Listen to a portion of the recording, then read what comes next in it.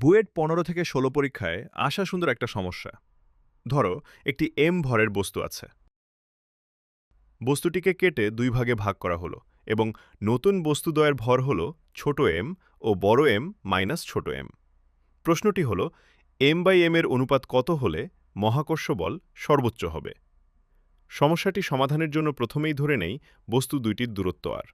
মহাকর্ষের সূত্র প্রয়োগ করে পাই F = g টাইমস ছোট এম টাইমস বড় এম মাইনাস ছোট m divided by r square.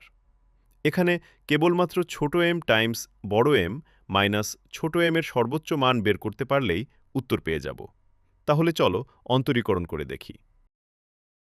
অন্তরীকরণ করে পেলাম বড় এম মাইনাস 2 টাইমস ছোট এম। আমরা জানি চরম বিন্দুর জন্য অন্তরীকরণ হয় শূন্যের সমান। তাহলে আমরা পাই বড় এম ডিভাইডেড বাই ছোট এম হল 2/1, যা আমাদের কাঙ্ক্ষিত উত্তর। এরকম আরও ভিডিও পেতে আজই ফলো করো অর্জক।